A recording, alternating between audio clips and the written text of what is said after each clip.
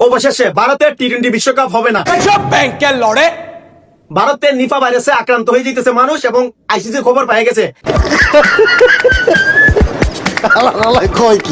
সমস্ত ভারতে Nipah virus ছড়ায় পড়তেছে, এই জন্য বিশ্বকাপ আশঙ্কায় পড়ছে আইসিসি।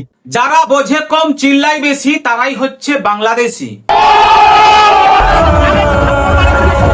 আগে আইপিএল এর পিছনে পড়লো, তারপরে বিশ্বকাপের পিছনে পড়লো, এখন পড়েছে নিপা ভাইরাসের পিছনে। আইসিসি এদের পিছনে এমন বাঁশ দিয়েছে পুরো ছটপট করছে।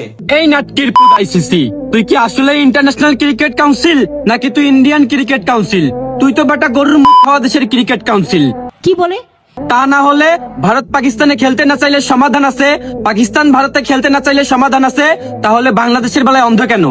আসলে বাংলাদেশ অনেক বড় একটা দেশ তো ভাই, তাই আইসিসি চোখে দেখতে পাইনি। বাংলাদেশ ছোট দেশ বলে এইখানে বৈষম্য? দাদা বাবুরা তোরা অচিরেই ধ্বংস হবি। উরি বাবারে, এ তো অভিশাপ দিচ্ছে রে ভাই। মনে হচ্ছে লুঙ্গিতে আগুন ধরেছে, তাই পিছনটা জ্বলছে দাউ দাউ করে। बांग्लादेशी भाइयों याद रखना, वफा का दूसरा नाम पाकिस्तान है। इंडिया के पास जितने भी पत्ते थे वो आईसीसी के साथ मिलकर खेल चुका है। अब पाकिस्तान जो गेम खेलने जा रहा है वो आईसीसी तो क्या, इंडिया की आने वाली 10 नस्लें भी याद रखेंगी।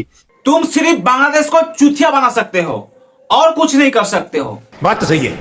सब देश जानता है कि पाकिस्तान कटोरा लेके घूमता रहता है। एक भीख मांगा दूसरे भीख मांगा को मदद करेगा। এটা আমি কি দেখলাম? বিশ্বকাপের জন্য কলম্বোর টিকিট কাটলেন পাকিস্তান। দিল্লি না ঢাকা, এখন তো সবকিছুই ফাঁকা।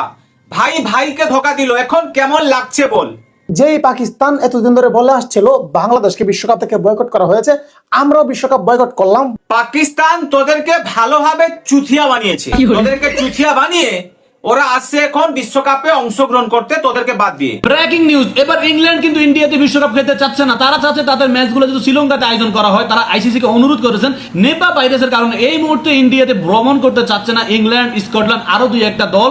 বুঝতে পারছি বাংলাদেশ বিশ্বকাপ থেকে বাদ যাওয়া আর পাকিস্তান বিশ্বকাপে অংশগ্রহণ করা দেখে তোদের লুঙ্গিতে কিন্তু আগুন ধরে গেছে। ओ भाई मारो मुझे मारो নাটকির পুত গরুর মুখ খাওয়া ভারতপন্থীরা আইসা দেখ দেখ, বাংলাদেশ বিশ্বকাপ না খেললে পাকিস্তানও বিশ্বকাপ খেলবে না। অবশেষে পাকিস্তান এদেরকে ভালোভাবে গান মেরে ছেড়ে দিল। খুব সুন্দর ভাবে গানটা মেরে দিল। এইবারে তোরা বল, ভারতের পণ্য বয়কট বয়কট। ভারতকে তো আমরা চিরতরে বয়কট করেছি। আমাদের রুমে এই যে আপনার 5 জন থাকি, হ্যাঁ, তো 5 জনে আমরা যা খাই না কেন, দোকান থেকে যাই কিনি, কোনো একটা জিনিস ভারতের জিনিস আমরা আনি না। বাংলাদেশের অর্থনীতির মেরুদণ্ড হচ্ছে গার্মেন্ট শিল্প। বাংলাদেশের জিডিপির সবচেয়ে বড় অংশ আসে গার্মেন্ট শিল্প থেকে। কিন্তু গার্মেন্ট শিল্প টিকে আছে র মেটেরিয়াল উপরে, অর্থাৎ সুতোর উপরে। সুতো ছাড়া গার্মেন্ট শিল্প চলা কিন্তু অসম্ভব। বলেন কি? আর সেই সুতো মূলত ভারত, পাকিস্তান, চীন থেকে আমদানি করা হয়। এর থেকে সবচেয়ে বড় অংশ আসে ভারত থেকে। কারণ ভারত আর বাংলাদেশের ট্রান্সপোর্টের সুবিধা ভালো, কম সময় লাগে এবং কম দামে খুব ভালো সুতো পাওয়া যায় ভারত থেকে। এই কারণে বাংলাদেশের সমস্ত গার্মেন্টস মালিকরা ভারতকেই পছন্দ করে। ठीक বলেছো। কিন্তু কোন কারণে ভারত যদি সুতো সাপ্লাই বন্ধ করে দেয় বাংলাদেশকে, তাহলে বাংলাদেশের গার্মেন্টস এর পুরো গান মেরে যাবে। আজকে যদি আমি ইন্ডাস্ট্রি বন্ধ করে দিই, এখানে 12,000 লোক কাজ করে, নট 12,000, 12 লক্ষ লোক জড়িত এটার সাথে। এই গার্মেন্টস ইন্ডাস্ট্রির সাথে কি জড়িত না? ব্যাংক জড়িত, ইন্স্যুরেন্স জড়িত, মোবাইল কোম্পানি জড়িত, হাড়ি পাতিল থেকে কাপড় চোপড় বানানো, বাসা ভাড়া, প্রত্যেকটা জিনিস জড়িত এটার সাথে। এই এক বছরে বাংলাদেশের গার্মেন্টস এর পুরো গান মেরে ছেড়ে দিয়েছে এরা। এদিকে এরা ভারতের পণ্য বয়কট করবে, অথচ ভারত থেকে 1.5 কোটি টাকার কসমেটিক চোরাচালানের মাধ্যমে বাংলাদেশে এরা নিয়ে যাবে। গতকাল রাতে আমরা একটি গোপন তথ্যের ভিত্তিতে সাতছড়ি তেলিয়াপাড়া রোডে ঢাকা সিলেট মহাসড়কে একটি ফাঁদ পাতি। সেখানে আমরা লক্ষ্য করি একটি কাভার্ড ভ্যান যাচ্ছে। কাভার্ড ভ্যানটিকে আমরা থামাই এবং তাদেরকে আমরা চেক করে আমরা দেখতে পারি কাভার্ড ভ্যানের ভিতরে কিছু মশার কয়েলের প্যাকেট রয়েছে।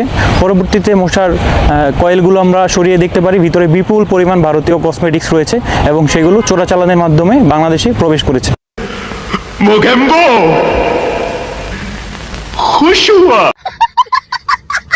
এই ইন্ডিয়া গরুর মুখ খাওয়া দেশ, বাংলাদেশ বিশ্বকাপ খেলতে যাবে, বাংলাদেশের কেউ জার্সি পরতে পারবে না, সালা হনুমান মুখ। বাংলাদেশের দর্শকরা হাতে ফ্ল্যাগ নিয়ে ঘুরতে পারবে না, বাংলাদেশের মেইন প্লেয়ার মুস্তাফিজকে ছাড়া খেলতে যাইতে হবে। বলি দাদা বাবুরা, বাংলাদেশকে ক্রিকেট খেলতে যাবে নাকি হাডুডু খেলতে যাবে যে তোদের পা ধরতে যাবে? এদেরকে এমন ভাবে ন্যাংটা করা হয়েছে, এদের জেনারেশন তার পরের জেনারেশন মনে রাখবে যে ভারতকে বাঁশ দিতে গিয়ে নিজের বাঁশ কিভাবে নিজের পিছনে নিয়েছিলাম। ভারত আমাদের সৌয়া মাওয়া এবার ভাইয়া দেবে, বুঝো নাই? বাংলাদেশ ক্রিকেট টিমকে বাদ দিয়ে বিশ্বকাপে স্কটল্যান্ডকে সুযোগ করে দিতে আইসিসি। মানে আইসিসির আব্বা টিম হচ্ছে কি স্কটল্যান্ড। আর বাংলাদেশ ক্রিকেট বোর্ডের সিদ্ধান্তটা সেরা ক্রিকেটারদের সম্মান করে সিদ্ধান্তটা নিয়েছে। মুস্তাফিজের এজ এ ক্রিকেটার, সেই ক্রিকেটার বাইরে না, তাকে সম্মান করতে গিয়ে বাংলাদেশের ইজ্জতের বিষয় প্রশ্ন করতে গিয়ে তো আজকে এত বড় ঘটনা। বাংলাদেশের সম্মান এটা তোরা বলিস কি করে? মানে যারা রাষ্ট্রপিতার উপরে মুতে দেয়, যারা প্রধানমন্ত্রী অন্তর্বাস নিয়ে নোংরামি করতে থাকে, তখন বাংলাদেশের মান সম্মান গিয়েছিল না? তখন বাংলাদেশের সম্মানটা কোথায় ছিল? এই মান সম্মানের কথা তোরা কিন্তু বলিস না, তাহলে অন্য রাষ্ট্রের মানুষরা শুনে কিন্তু হাসবে। নিজের গালের মধ্যে থাপড়াইতেছে, মুখ খারাপ করতে পারতেছে না পাবলিকের জন্য। পুং মারি গেছে ভারতীয় ক্রিকেট বোর্ডের। রিভেঞ্জ অফ নেচার মনে হয় এটাকেই বলে। ভারতে ছড়িয়ে পড়েছে নিপা ভাইরাস। এই ভাইরাসের সংক্রমণে ভারতের অবস্থা খুবই খারাপ। এখন বিশ্বকাপ আয়োজন নিয়ে খুবই চিন্তায় পড়ে গেছে আইসিসি। সজাগ কথা বল না যে ইগো দেখাতে গিয়ে নিজের বাস নিজের পিছনে গুজে বসে আছিস। ছোটবেলায় নুনু কেটে বাদ দিয়েছিস, আর বড় হয়ে বিশ্বকাপ থেকে নাম কেটে বাদ দিয়েছিস। এবারে তোরা মনটাকে সান্ত্বনা দেওয়ার জন্য নিপা ভাইরাস করতে থাক লুঙ্গিতে হাত ঢুকিয়ে। আমাদের ভারতের প্রধানমন্ত্রী নরেন্দ্র মোদী আমাদের নাম দিয়েছে লুঙ্গি বাহিনী। হ্যাঁ না? আকাশে বাতাসে একটা কথা শুনতাছি, ঘটনা সত্যি নাকি? আইসিসির সহধর্মিনী কালকে নাকি নিউজিল্যান্ডের কাছে স্ট্রোক করছে। স্ট্রোক করে আইসিইউতে ভর্তি আছে। তাড়াতাড়ি সুস্থ হও, নেক্সট ম্যাচে আবার খেলা লাগবে। বাংলাদেশের ক্রিকেট টিম জিতলে এরা যতটুকু আনন্দ পায় তার চেয়ে বেশি আনন্দ পায় যদি ইন্ডিয়া কারোর কাছ থেকে যদি হেরে যায়। নিউজিল্যান্ড ভাগ্যক্রমে একবার জিতে গেছে, তার জন্য এরা কিন্তু ঈদ পালন করছে। টি-20 ওয়ার্ল্ড কাপে ইন্ডিয়ার পাকিস্তানের ম্যাচে যদি পাকিস্তান যদি হেরে যায়, তাহলে এরা কয়েকদিন খাড় কাঁপানো ভুলে যাবে। पाकिस्तान की पूरी टीम को सलूट। वर्ल्ड कप से पहले बहुत ही अहम जीत। ऑस्ट्रेलिया को पहले टी20 मैच में 22 रन से शिकस्त देकर बेईमान पड़ोसियों को वार्निंग दी है। बेईमानों, वर्ल्ड कप में इस बार पूरी तैयारी के साथ आना, अगले पिछले सारे हिसाब चुकाएंगे। तुम भिखारियों हर बार आते हो कि हम हिसाब करेंगे, बदला पूरा करेंगे, और बार बार तुम पेला जाते हो। पिछले बार 3 बार इंडिया पेल के आ गया, फिर भी मन नहीं भरा। इस बार तुम्हें ऐसा पेलेंगे विश्व कप में कि तुमको याद रहेगा कि कोई आया था इंडिया से श्रीलंका में और श्रीलंका में पेल के चला गया।